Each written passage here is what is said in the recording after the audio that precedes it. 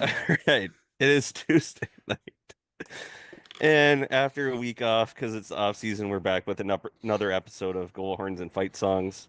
I'm Mike, that's Wes, and once again we have a special guest, a returning guest. Wes, all you. We have joining us tonight a conference regular season champion, a conference tournament champion, an NCAA regional champion, and the reigning NCAA national champion from the Western Michigan Broncos, Robby Drazner, joining us once again. How are you doing, Robby? I'm good. I'm good. Thanks for having me. It's nice to be home and spend some time, um, at home. So it's been fun, but definitely miss it out there in Kalamazoo. Has it sunk in yet? Have things settled down any? Um, Things have settled down for sure. Just all the stuff that was going on, but it still hasn't sunk in. I don't really know when it is going to. Every day we're texting with our teammates and just how fun of a year it was, especially that last month. So hasn't really sunk in. I don't really know if it ever will fully, but bits and pieces here and there definitely sink in, especially as you kind of have time away from the rink, away from the city, and away from the guys. Yeah, no, I mean, you guys played pretty much straight through from January till the national title game. I think you had that week off before the Frozen Four, but it was straight through and not even really a chance to celebrate the two trophies before Mhm. things got going for the national tournament.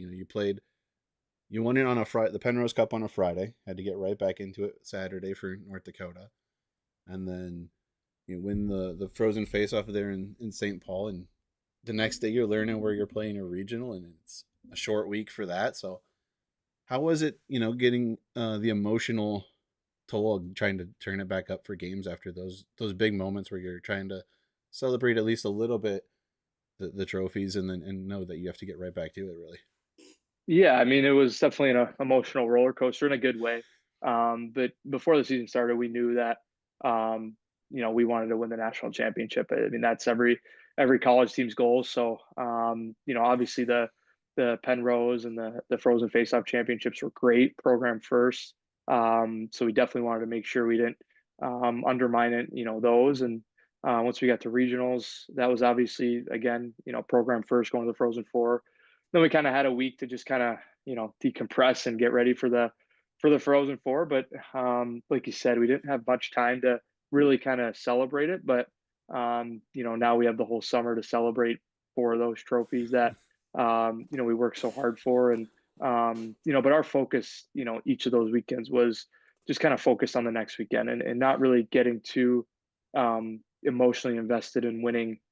Each one. Obviously, each one was great, and we earned it, but we knew it, like I said before, like we had something um, bigger, which was the national championship that our minds were on. And once we won that, then we were kind of able to kind of, go back to each weekend and kind of celebrate them the right way. So, yeah, it was a roller coaster, but a fun roller coaster to be on for sure. Yeah, I know. Just going back to the Frozen Face-Off championship win, we talked about it with Tristan a couple weeks ago. It seemed like that waved off goal that Denver had in, I think it was the second period, kind of woke you guys up. Uh, what was that like? Was that kind of the turning point? Because being in the arena myself, I was sitting with my brother. I'm like, they're fine, they're fine. Oh shit. They're still fine. Okay, it's waved off. They're good. They're gonna have it. Was that kind of the turning point for you guys? Because it really did seem like Denver had your number for most two-thirds of the game. Yeah, I mean, we that game we didn't play great. It wasn't our best second periods for sure. Obviously, they had those three goals really quick. That fourth goal, getting waved off. It was a great job by our video guys to kind of find that, and I'm pretty sure we challenged it. I think that's kind of I Yeah. don't. Yep. There's too many games to remember all of them, but Yep. so we won the challenge, and then we're just kind of the whole year we've just had a belief that was unstoppable. I've never been a part of a team with that much belief, earned belief, obviously. So going into the third, we knew, we were going to come back and win the game. It was just a matter of when those goals were going to go in. But we knew that if we pushed and we believed in each other, those goals would go in. And Sharpie get us going, and then Bumper right away, and then Timmy. So once we got to overtime, it was over. We knew it, and but we believed the whole game from the first period to the third period. Obviously, the second wasn't great, but we never lost that belief. And like you said, I think getting that goal disallowed kind of gave us a little spark that maybe we didn't have in the second, just to kind of build off something. So, but yeah, we never lost belief in each other, and I think that was the difference in that game. Did you guys give Timmy a hard time for that goal that he scored? Even though, it was a huge goal, tied the game. That might have been the softest goal he's ever scored in his life. Yeah, it definitely wasn't as prettiest, but I mean, that guy shoots a lot of pucks on net, and they go in. So no one was saying too much because we tied the game. But for me, it I don't know how many goals he had this year, 15 or something, but definitely wasn't his prettiest one of the year, but probably one of the most important that he had all year. So yeah, it was great. Yeah, and it's tough to get that on a goaltender like Davis. It just tough Hmm. to score on him. So Yeah. good to get that one. Oh yeah, yeah. I mean, Matt Davis is a great goaltender. Played against him for a couple years now, so obviously he proved it time and time again. And we knew, for the way that we play, getting pucks on net, getting traffic to the net, face-off plays like Bumper's goal. We knew it was just a matter of time. It didn't really matter who we were going up against, but obviously we knew that Davis is a very good goalie, and we were just going to have to, get a lot more pucks and traffic at the net. Yeah, you guys didn't like doing anything easy that last stretch of the season. Double overtime. Yeah, Was it two in a two of row, them. Yeah. and then No, it was. Oh yeah, two in a row. two in a row. Denver. And 3 out of the last like what yeah, 7 games or 5 games, whatever it was. yeah, yeah. We definitely tight games, but we were confident in those one goal games. And I think when you're in those games, especially in the playoffs, you even see the NHL playoffs are all one goal games, most of them. Um, but we were confident. We had that belief, like I said, in each other. And I think when you believe in each other, you know you're excited to go out and get that next goal. And we definitely, our overtimes this year were great. So um no better time to do it in the playoffs, and we came through when it mattered most. Yeah, no, definitely a much improved overtime team this year compared to last year. I think they had one overtime win all of last year, and then this year you guys were just doing it every which way. Tim scoring big goals in a couple of them. Hmm. Bump having big goals. Michael's having big goals. Like it just seemed like everybody knew when to turn it up, and it wasn't always the same guy, but it was just a solid team effort from start to finish. Yeah, I mean, we had, I mean, so much depth. All of our lines would chip in. Obviously, look at the national championship game. Ty scoring the game winner. Shingo had a goal and an assist.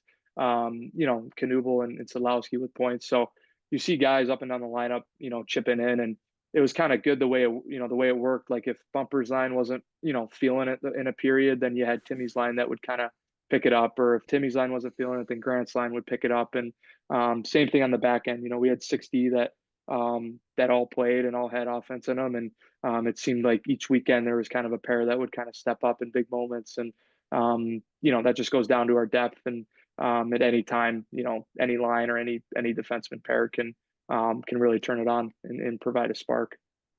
Yeah, no, I mean there was, this Western team for as much talent and skill and hard work as went into the season, there was also quite a bit of luck if you really look at it. You guys were probably one of the healthiest teams in the conference Yeah. all year. I mean, I think Wyatt had an injury where he missed a couple games. You had the 2 flu games in Arizona, but outside of that, it wasn't like guys were going down every weekend or for long stretches, kind of like what we saw with Omaha and St. Cloud State. Like those teams got ravaged by injuries for a little bit. A little bit. Yeah, yeah. I mean, that's a huge piece to any long playoff run or any successful season, is making sure that you're staying healthy. And we have a great, structure in place with our workouts and our practices that allow us to feel great. But like you said, you got to have a little bit of luck with that, especially down the stretch. But guys are definitely feeling something towards the end. But obviously, when you get into that playoff run, you play through it. And but like you said, we were fortunate enough to be able to stay healthy. And I think that just kind of allowed us to get in a really good rhythm and play pretty consistent hockey for most most of all of the year. So then, what's your preparation like? So obviously, conference tournament, Frozen Face-Off. You've played these schools all year. Now, granted, maybe once, maybe two series, but you still have an idea. Then you get into the NCAA tournament, and you're playing Mankato, and then you're playing UMass, two teams from two different conferences, completely different styles. But then going back to Denver in the Frozen Four, what was the preparation like changing from like how much did you do for both those like the first two rounds and then going back to Denver who you had just played, 2 weeks prior? Yeah, I mean the preparation for all the games are the same. Video, looking at tendencies and all that. But like you said, obviously, when you play a team from a different conference who you haven't seen, it's definitely going to be a little tougher because you don't know them. So I think the first, at least in the Mankato game and the UMass game, it took, I think for both teams, it took about 10 minutes to kind of figure out how the game's going to go. Is it going to be more defensive? Is it going to be a little bit more offensive? I think that's natural. And then when you get to Denver, obviously we played them, three, or that would have been our fifth time, I think, or two, three, fourth time. So, we were obviously a little bit more, we knew how the game was going to go. We knew it was going to be two really good offensively, gifted teams that has, that's very good defensively too. So I think in terms of the preparation, that didn't change. There's not really much else you can do outside of the video aspect and pre-scouting, face-offs, penalty kill, power play, stuff like that. But I do think the first 10 minutes of both of those non-conference games in the tournament was more for both teams, just kind of a feeling out process. And once that was over about 10 minutes or so, I think we knew what we had to do, and we were able to go out and do it. Walk us through sitting on the bench in the national championship game. Owen Michaels scores that goal, and he just comes flying over the top. Mm-hmm. How was that moment for you guys watching that happen and being there to catch him? Yeah, that was, I mean, it's you dream of that. Like that's, I think there's a cool picture that he got, like you dream of those pictures. You see it, year after year, a pretty iconic moment in a game. And I think that was the moment. Obviously Michael's had an unbelievable Frozen Four. He deserved everything he got. But that moment for a team and for the program was probably the most special moment outside of lifting the trophy. But yeah, you go up 4-2. I think there was about 5 minutes left, maybe a little less, or maybe a little more. And we knew, we were playing well the whole game. Just a matter of time that the goals would start to, come. And right after that, Euro scores. So I think it really sunk in when Euro scored, make it 5-2 with 3 minutes left. But when Michael scored, it was, I mean, we were just, I mean, so much excitement. We still knew we had to finish the job out, though. I mean, like you said, like you see in the playoffs, NHL playoffs, anything can happen, 2-goal leads. So we were focused. But when he scored, especially when Euro scored, and then when Mike scored the empty netter, pretty sure it was Mike's, that was, then it was over. So we knew we were excited, but we were just the whole third period, we were up 3-2. We knew we had to play our game. And that moment though was it's going to go down in one of the best moments in Western Michigan history. He almost clears the wall. Like he got up there, jumping in. Yeah. He was obviously the most excited out of everyone, as he should be. Pretty cool goal going end to end there. But I mean, the guys, I wasn't even in there. I think I was hugging one of the guys, towards the end of the bench. So I don't even know if I'm in one of those pictures, but I've seen them, and we send them to each other all the time. And pretty cool photo that they were able to capture. And then what was that like? Because basically throughout the whole playoffs, um, even if it was somewhat minimal in the Frozen Face-Off Championship, I saw North Dakota fans cheering for Western. I went to Fargo. It was pretty much everyone cheering for Western against UMass. what was that like to have even the national championship, almost a home ice advantage, even though it wasn't the Lunatics? What did that feel like going through the playoffs? Because that had to have helped you guys, I assume, at least a little bit. Yeah, I mean, absolutely. It seemed like everyone was on Western, down the stretch. Then you talk about St. Louis. I mean, that was the support we got from them was I don't think anyone would imagine it. I think there were 17,000 people, and it seemed like 80% of them were Bronco fans. A little bit of Boston fans towards their zone, but when we were able to look up into the stands on the ice, it was all Western, and it was pretty cool to see. I mean, just the support from past alumni, students, student athletes that were able to make it down, support staff, from Western Michigan, like everyone it seemed like was there. So it was really cool just to have that support, knowing that they're behind us, knowing that they wanted to witness history. It was just it definitely propelled us forward, and we have the best students section in the country, so that didn't surprise me, but I just think all how many people that were Western fans that actually came for those games was just unbelievable, unbelievable support that we had not only that weekend, but like you said, all year, and even outsiders that maybe didn't go to Western or had none of their family members that went to Western that still wanted the Broncos to win. It was pretty cool. Yeah, I mean, having a team like Western win it, I think gives a lot of teams hope that it's possible for anyone to win if you're a Division One team. I mean, it's a, hockey's one of the ones, it's an expensive sport. Everyone knows that, but it's one where the second you step on the ice, all things become equal. You're playing 60 minutes no matter who it's against, but a lot of the smaller schools still are able to field a team. So you look at Colorado College, who's been successful in the past. They're right up there. Miami's another team, on the same plane as Western, where it's like if we can get there, we have a chance to win it. I mean, they made it in '09, lost to BU in kind of a surprising last minute. If you haven't Oh, ever seen that game, but oh yeah, crazy.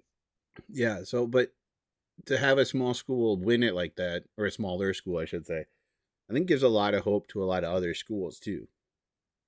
No, yeah, I 100% agree with that.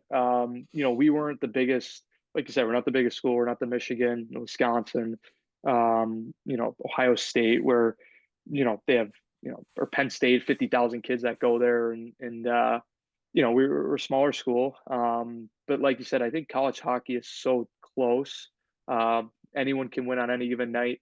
Obviously the teams that bring it are going to be the ones down the stretch in those single game eliminations that'll move on. But like you said, I think every team in college hockey to start the year has a um, you know it's a level playing field. I think from top to bottom, college hockey is very tight.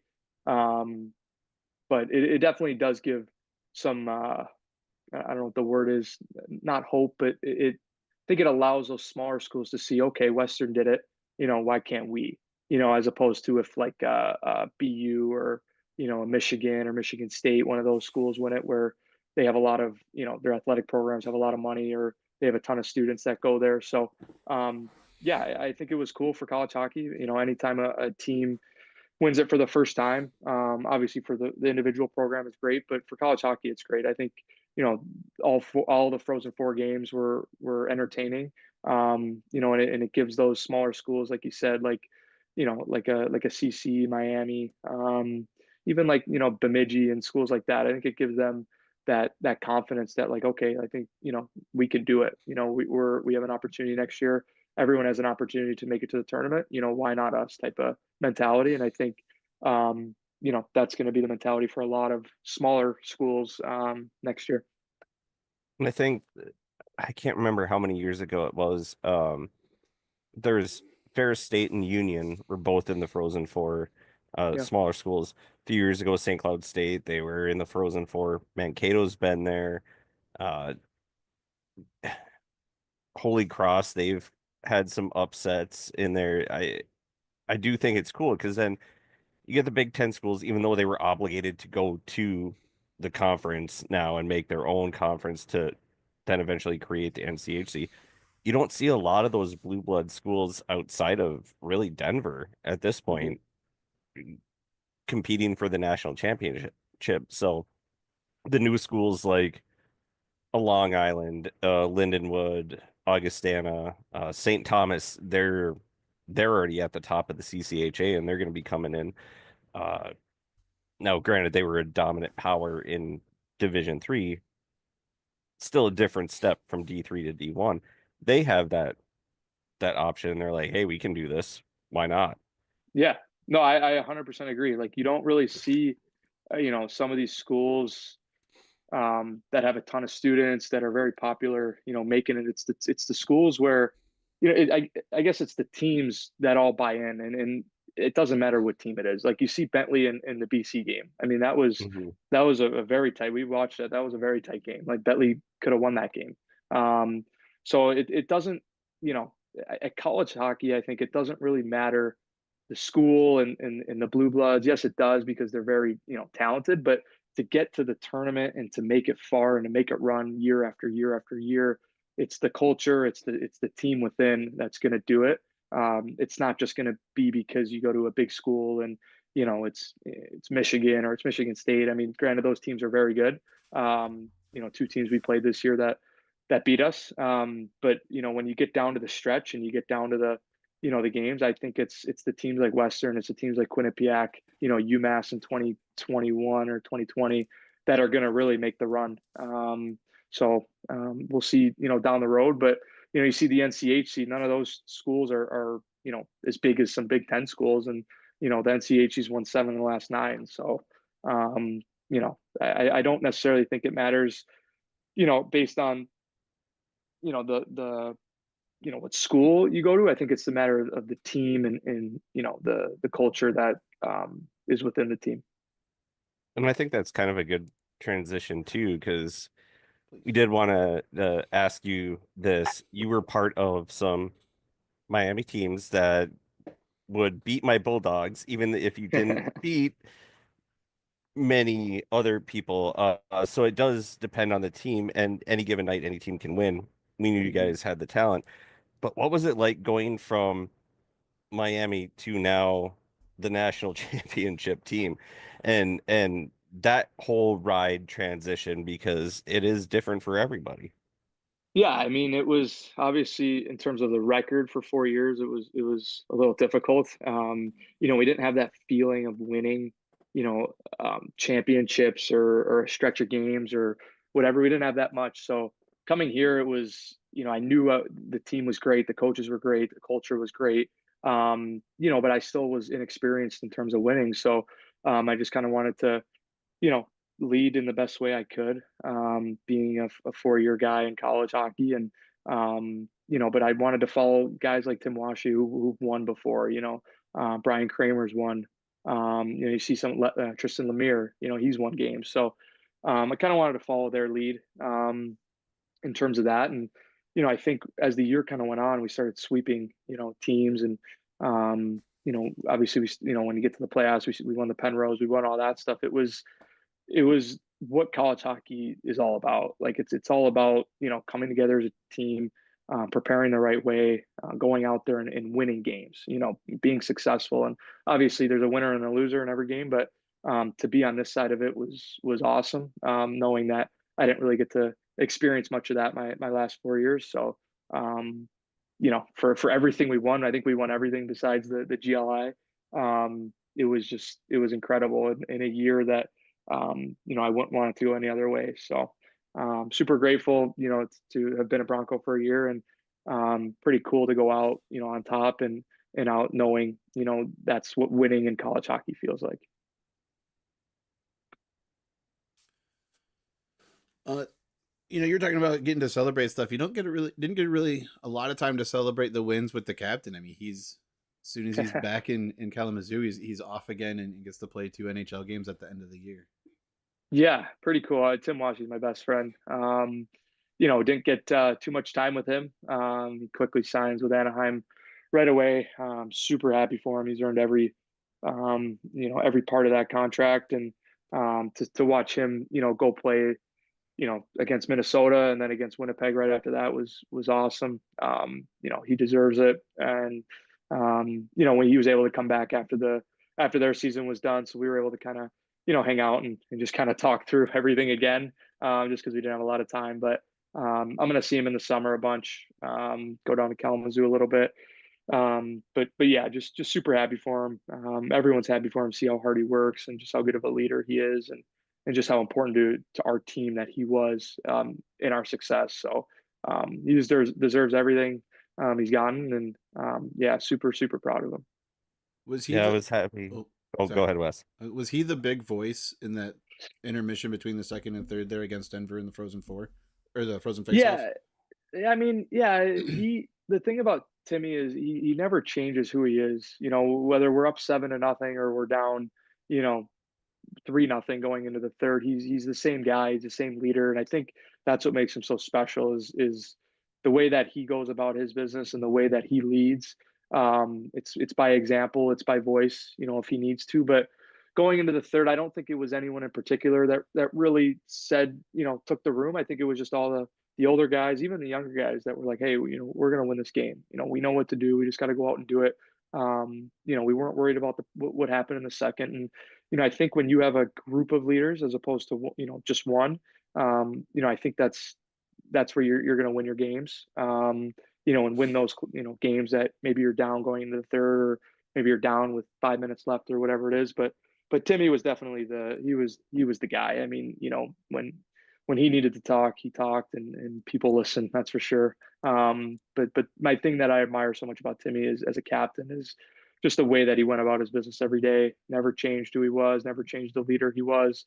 And I think over the season, everyone was looking up to him. Everyone was kind of, you know, um, even the older guys, they were looking up to the older guys too. But so I think it was a group effort in terms of turning that game around and the momentum around. But yeah, lucky enough that it worked out.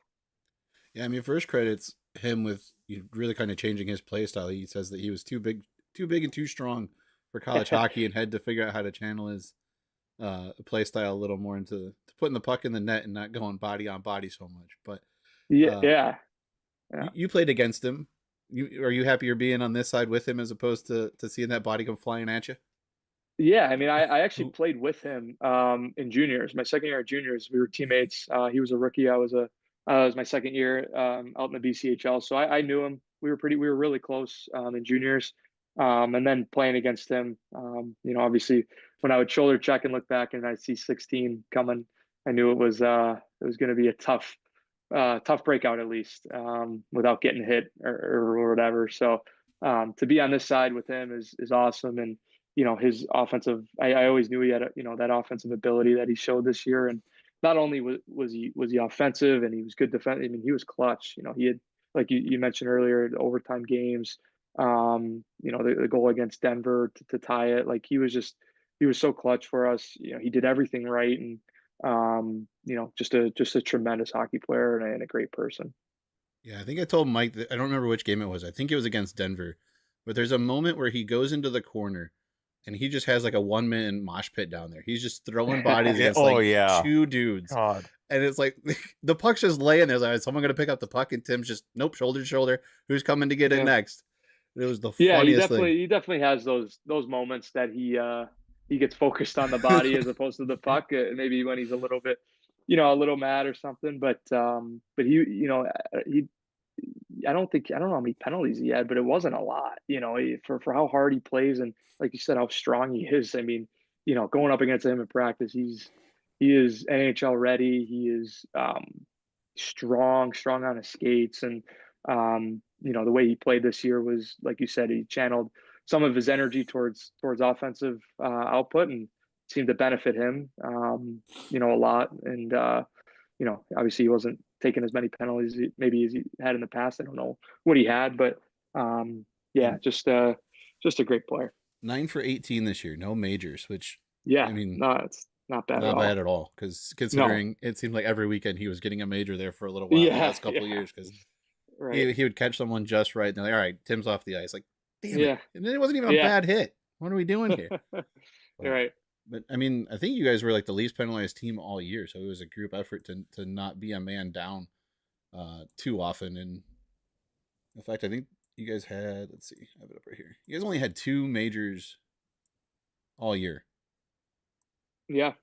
which is Yeah. One of them came against UMass too. I remember 5 minute major mm-hmm. Euro, Oh, but yep. Yeah. we were able to kill that one off for him. But yeah, I mean, least penalized team in the country, and just from what our coaches preach, just playing with our feet.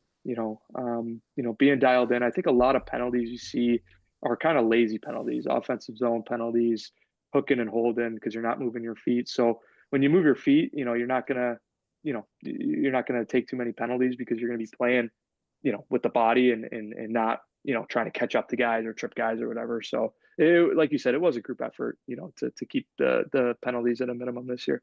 Yeah, And and I even think you guys did have one reviewed in the Frozen Face Off, I want to say, um, for a potential major, but it was nothing. And it was like, that's a good clean play. It was right behind Mm-hmm. Hampton. And I'm like, Yeah. looking at my brother, and we're like, what are they even reviewing it for? Oh yeah, Like, yeah. oh yeah, I yeah, remember nothing. that. yeah, Yeah. the hit on Buckberger. Buckberger. Yeah, where Yeah. he kind of Yeah. falls into Grant as Grant's coming around to chase the puck and Yeah. gets hit by I think Nearing catches him from behind and then him and Grant run into each other. Yeah. But Yeah.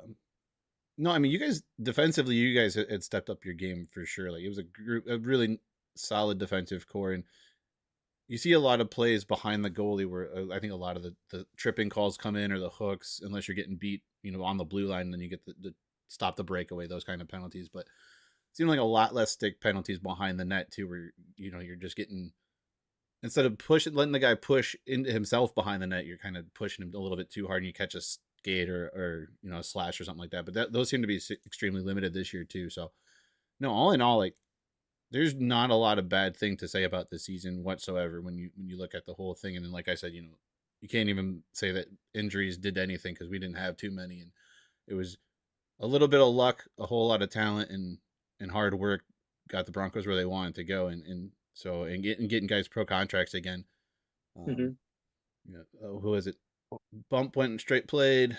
Cam played, I think, and Tim played in the NHL. Timmy. But I'm sure there's some more guys who are going to sign this summer. And what's the summer looking like for you? Yeah, I mean, most guys, fifth year guys and seniors are still kind of going through those conversations, as am I. So it's kind of you got to be patient with this process, and for me, it's kind of just going back home, training, getting on the ice. I'm gonna try to get back to school a little bit. We have our lease for another couple months, so be back there, and I know some of the guys will be there, so. Um, I'm pretty close, Chicago, so it's a couple hours. But yeah, just get back in the gym, get stronger. Obviously, pro hockey's a whole nother level, so just preparing for that. And when the time comes to decide, where to go, it's that time will come. But it's just being patient right now. Just enjoying time at home with friends and family, and obviously enjoying the great year that we had. It looked like there were quite a Well, few guys last summer from previous years who were coming back in training with guys at the near, what was it, July August time. Um, Mm-hmm. is that something you're looking forward to potentially doing too? Is just coming back, maybe we're meeting the new guys who are coming in and meeting the new team, and maybe talking to some of those guys who, if they come back too. Yeah, absolutely. I think it's important for, if new guys are there to, tell them my experience. I mean, I was a transfer. I know they have some transfers coming in. So I think it's important to, to be around those guys and just kind of talk to them about what Western's all about, and what the hockey program's all about, and my experiences, which were awesome, every single one of them. So, yeah, definitely want to be around the new guys. Definitely want to be around the old guys because I mean they're the best, my best friends. So, anytime I have a chance to get back there, I'm going to, and just to be there and be at Lawson and be in Kalamazoo, it's a pretty special place. I was gonna say, speaking of the pro contracts, first of all, it was super cool to watch Tim play against the Wild. Happy we won that game. But I have a challenge for you because Tristan was a terrible salesman in trying to get Zeev signed. He's like, I kind of tried. I'm like, you didn't try hard enough. So if the Wild offered Tim and they offered you, kind of push him towards the Wild because I really want him on this team. We need center help, and he is a perfect mold. I was talking to Wes about this. So we're gonna see if you're a better salesman than Tristan was. Yeah, I don't know. I mean, it seems like every team in the NHL wants Timmy. He's obviously had an unbelievable year, but yeah, Hey, I we'll take don't. you too. You're a Yeah. very good defenseman. Thank you. Our decor is they're old, so Yeah. you can move Bogosian out or something. You, Yeah, Faber, yeah, right. Zeev, Wouldn't mind that. we're good. Yeah, I mean Minnesota's a pretty cool spot. It was cool for Tim, his first game back at the X where we just won, against Denver in that big game. So it was really cool. He's right in the same locker room, same bench. So but yeah, we actually went to that Minnesota Seattle game right before the Frozen face off. It was a because we got in a couple days early. So it was a really cool game. Yeah, well, and then he got to play with Sam too, Yeah, right. one Right. year teammate, which I think that was super helpful for him. Yeah, good transition for him, just to kind of bounce ideas off him. Obviously, it's a quick turnaround from when he signs to when he plays, so didn't have much time, but great to anytime you get to go into a team where you know someone, it means that the world of a difference. Just to bounce ideas off of, just to ask questions how things are run there. So I'm sure he was super happy about that. When you look back at your expectations for coming into this year, and knowing, what the team wanted to accomplish, but not necessarily knowing that how they would do it. Outside of hockey, what kind of stood out as a surprise that you weren't necessarily expecting? Trying to think. I don't know. Everything I expected, you know, was kind of what we got. Obviously, you go into a new team, you don't know how it's going to shape out. You don't know what the guys are going to be like necessarily. But I knew, when I came on my visit, I knew that it was a group of good guys that all wanted to win. Um, so in terms of expectations, I try not to have too many expectations, just because you don't want to get too high or too low depending on how they go. Um, but I just kind of wanted to go in and be myself, on and off the ice, and just kind of let everything just kind of play out. And obviously it played out in a pretty good way. But off the ice, it was everything I expected in terms of schooling and the city, and the living and stuff. So that was all great. But on the ice, it was more just kind of come in and just try to play as best hockey as I can, and help this team win in any way I can, and to lead lead as being an older guy. So on the ice, didn't have too many expectations. I obviously expected to win hockey games, and we all expected to win everything that we did, and we worked hard enough to be able to do that. Hampton and Grant come in late in the year. Had you guys, gotten, what was that like? No, or when you heard the news that they were jumping from Northern, because Northern had all of its mess, but hearing that they were going to come into Western, and did you know them before? Or had you reached out, or had they reached out to anybody, and then kind of incorporating them in kind of later in the summer than some of the other guys? Yeah, no, I did not know them. Did not know that happened, and I was actually back home when that happened, and went to the gym, and there's some USHL guys, pro guys, college guys, and the USHL guys that were there were like, "Oh, congrats!" I'm like, "What's going on?" And they're like, "Oh, you just got the USHL goalie of the year, Clark Cup champion." I'm like, "Oh, well, that's pretty cool." And then once we met them on campus, great human beings. If you ever had the chance to meet those guys, they're just exceptional human beings, great people, great hockey players. So we were very fortunate to get those two, and obviously they were a huge part of our success all year. But outside of how good of hockey players they are, they're just awesome people, awesome to be around, fun guys. So super happy I was able to get a year with them, and I think all the other guys on our team would say the same. Dude, their mom has nerves of steel. She might be the only goalie parent I've ever heard of that follows her kid period to period, and will watch him play, and just just watches the whole game, like right behind him. Yeah, pretty cool thing that they got going on. I don't know if it's superstition or if it's just routine, I don't know, but it seems to work. And their family's great and great people, and pretty cool to see all that with the hammer and stuff every game. Yeah, and I then mean, making the it track from Warroad to Kalamazoo or Oh Warroad yeah, to wherever, like they put miles crazy. on their life this year. Yeah, there is not much.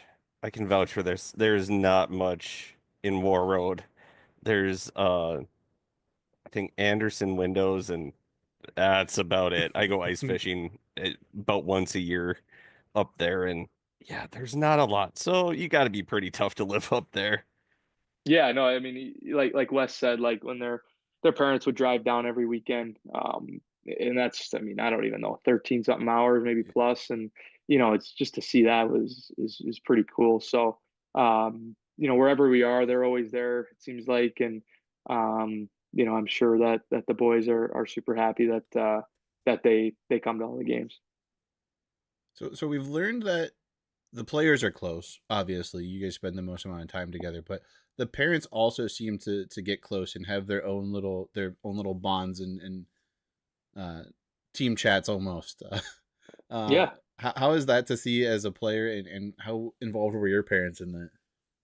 Yeah, it's pretty cool. I mean, obviously the parents all sit next to each other during the games, and when we get them tickets on the away games, they're always next to each other. So, yeah, to see them bond is pretty cool. My parents, they're mostly every game, so they get to form friendships with other parents on the team, and obviously it's only been 1 year, but they were able to meet a ton of people, and when you see the same people, over and over again, it's around, for a purpose of this team and all the success we had. It was, I'm sure it was so much fun for them as it was for us.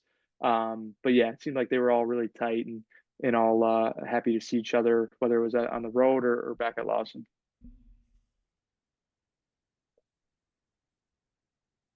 You Anything, look like Mike? you're thinking, Wes. No, I was expecting you to have a question that time.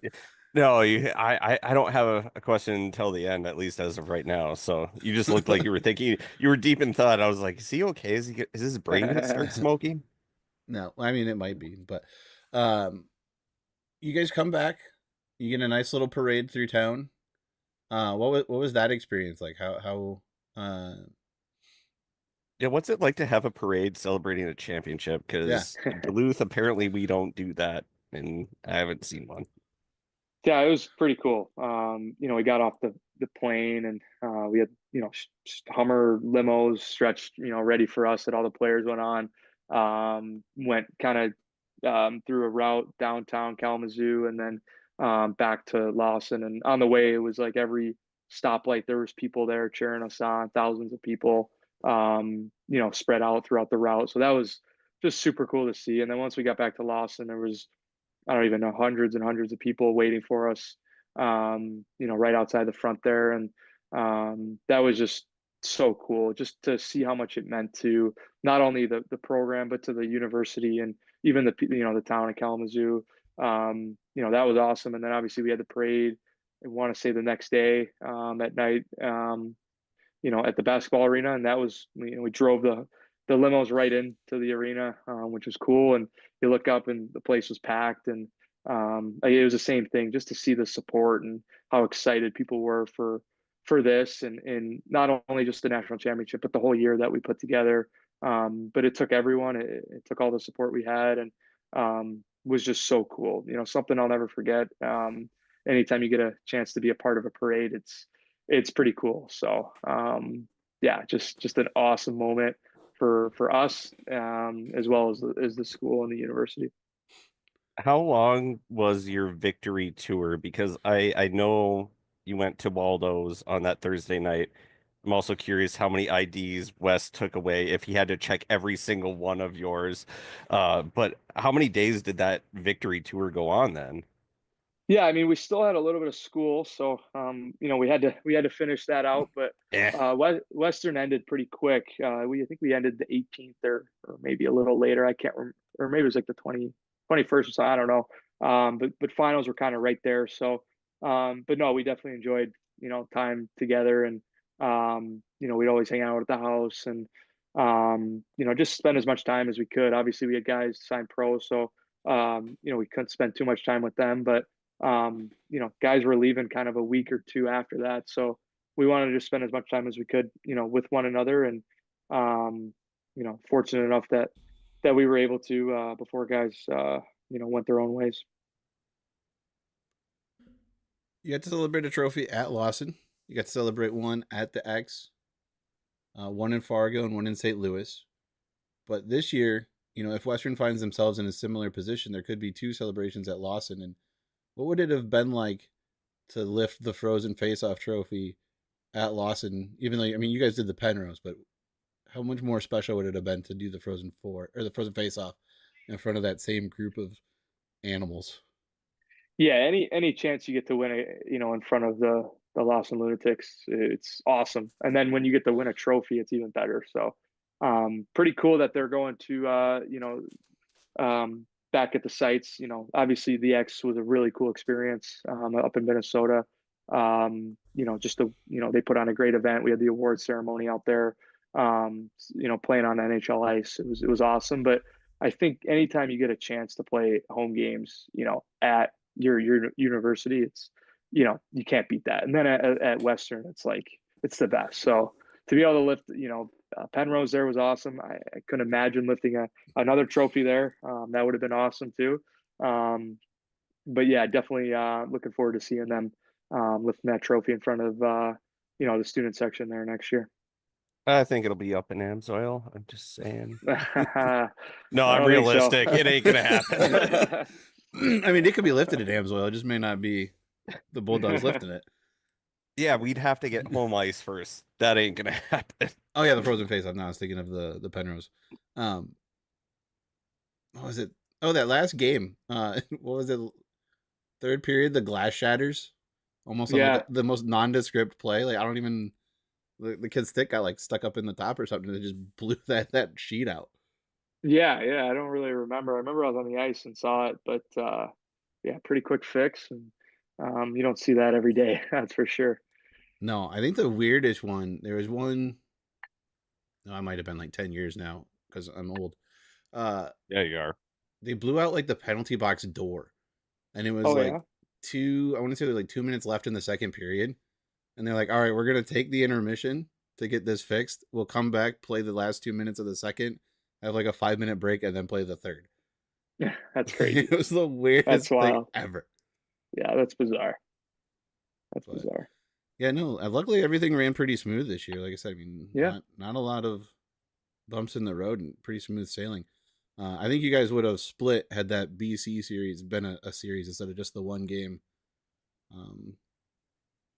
Because that came down to two plays at the end of the game. Really, you guys were in that Mhm. game that whole time.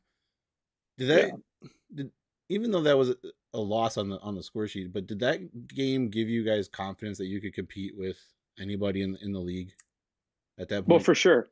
Yeah, for sure. I mean, I think they were number one at the time. I mean, obviously it was very early, but you look at their lineup, they have unbelievable talent, great goaltending, great defensemen, great program over there.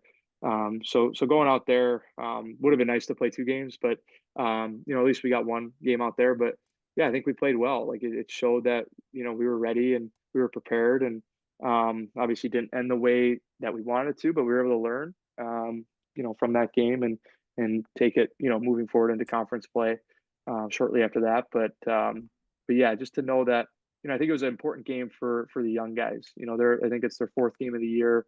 On a pretty big stage. I playing against the best players in the country, so I think more than ever, it was really important game for the young guys. Hampton played unbelievable that game.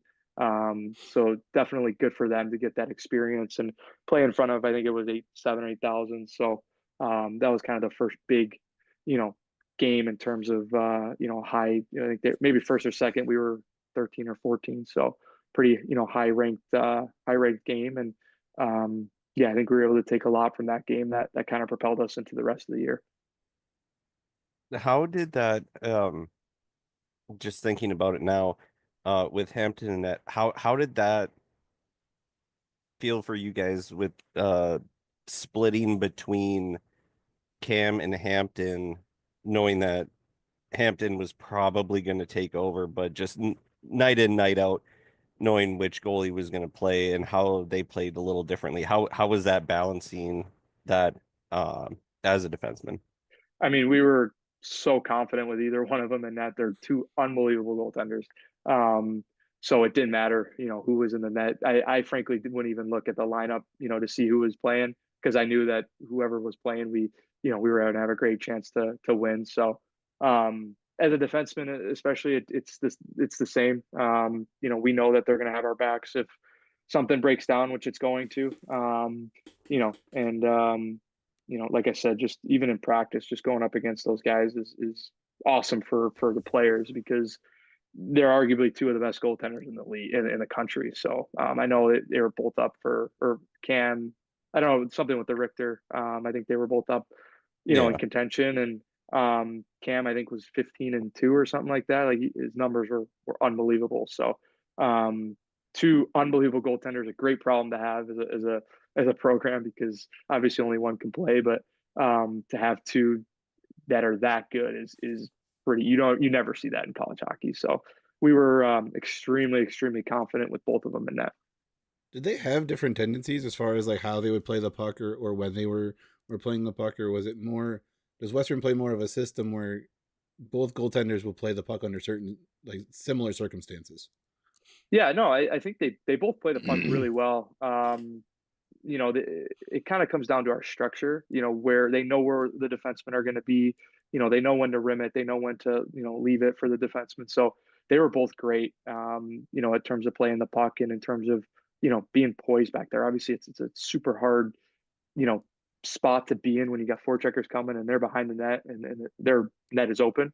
But they were very poised back there. And I think that the collectively did a great job of communicating with them to try to make their job as easy as possible. But in the times where it might have been a split second decision, they were great. So they were pretty similar. And that comes from the preparation that they do in practice and the confidence that they have in us to trust us and the same amount that we trust them.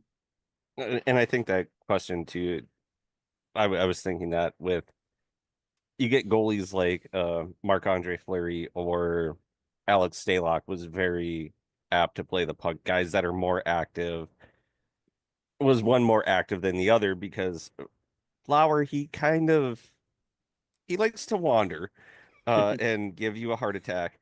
But then you have guys like I think like a Henrik Lundqvist or somebody like that. They were very only when they needed to play it, they'll just kind of hang out their net unless they need to. So we're both guys similar in how much they wanted to play the puck.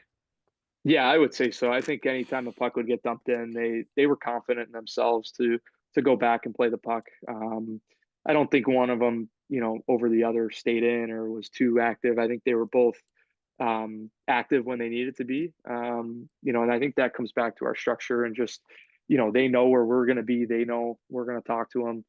They trust us. We trust them. So I think any chance they got to play the puck, they wanted to. They're both very, very smart, very poised goaltenders. And, as defensemen, we wanted them to play the puck because we knew that they were, going to make the right play.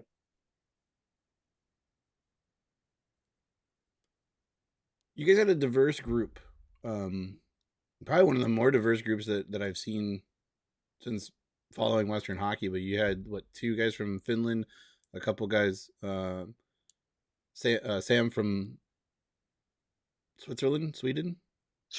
Yeah, I mean, but you guys had guys from all over. Then you have a couple guys from Canada, like mixed in. How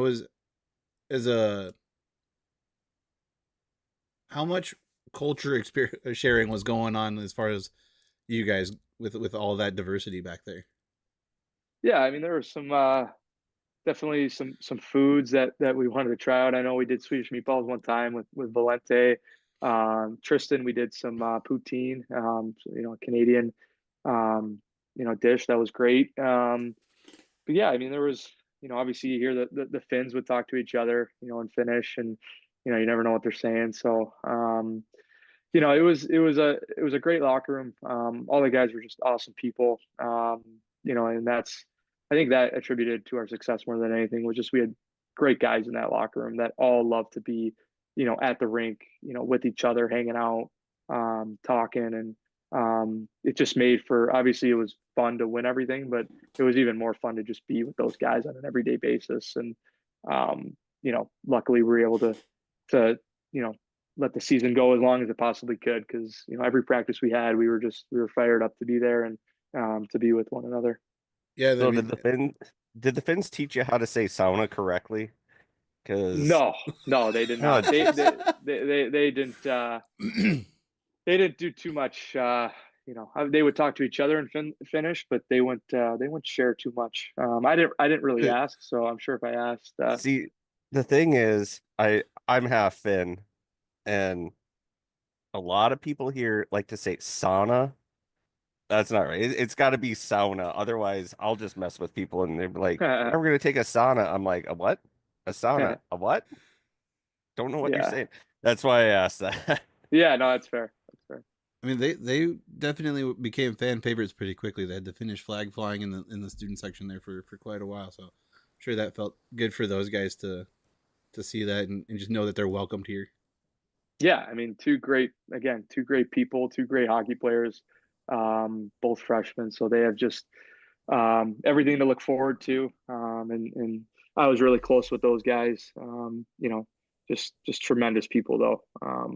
Obviously nice that they were able to come together. I think, obviously they knew each other coming in, so it can kind of help. They lived with one another, and they would kind of do everything together. So just great people. And I mean, what great hockey players they are. Mike, you want to wrap us up with whatever questions you got? Okay, so I was gonna ask. I asked Tristan this, and he looked me dead in the eyes. He did not notice me. But in Fargo, did you notice some idiot in a red sweatshirt holding a picture of Another wherever he idiot. is on my screen, this doofus's painted face saying "Painted Broncos" says "Go," like "Go I Broncos" did or not. something. I did not notice that. I did not. I think I was too locked in on the game. I figured so. But I told Wes, I was like, I'm gonna do this just in case. And Yeah. you were on the other side in the passing circle, so I went behind your net. It would be as you're facing the net to the right.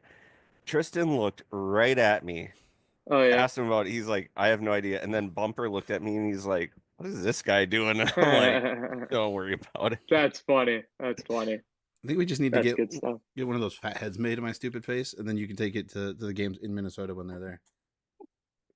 Oh, yeah. Well, I'm gonna have to do one for Tristan now at Mankato because that's only Yeah. about an hour away. Just Oh, get that's one perfect. Yeah. and just scare him with Wes's face. Yeah. That's funny. But yeah, I think we'll wrap her up there. We've been going for about an hour. I'm sure you've got some stuff to take care of, and we appreciate your time in joining us. Yeah. Thanks for having me. So normal YouTube stuff, you've heard it a million times. You can do it, you cannot do it, whatever. Not gonna hurt me. Until the next one, Pucks on Net, good things happen, like goal horns and fight songs. We are gone. And